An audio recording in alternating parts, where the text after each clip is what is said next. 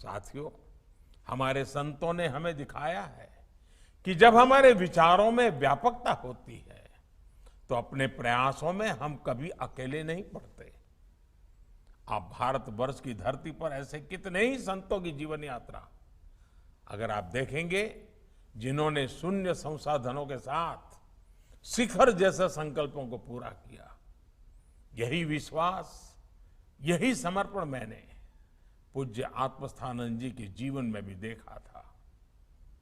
उनसे मेरा गुरु भाव का भी संबंध रहा है।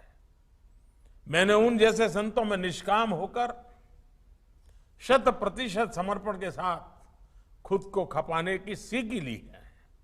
इसलिए मैं कहना चाहता हूं, जब भारत का एक व्यक्ति, एक ऋषि इतना कुछ कर सकता है तो हम 130 करोड़ देशवासी सामूहिक संकल्पों से कौन सा लक्ष्य है जो पूरा नहीं कर सकते। संकल्प की शक्ति को हम स्वच्छ भारत मिशन में भी देखते हैं। लोगों को विश्वास नहीं होता था कि भारत में इस तरह का मिशन सफल हो सकता है, लेकिन देशवासियों ने संकल्प किया और परिणाम दुनिया देख रही है।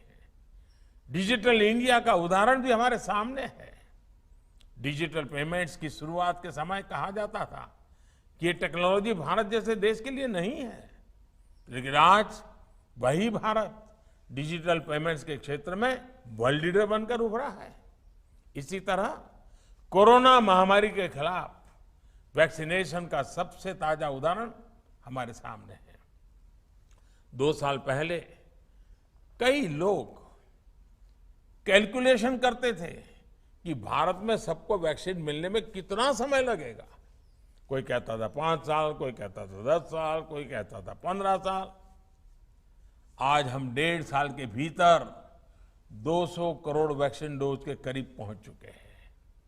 ये उदाहरण इस बात के प्रतीक है कि जब संकल्प शुद्ध हो तो प्रयासों को पूर्ण होने में कोई देर नहीं लगती, रुकावटों से भी रास्ते निकलते हैं।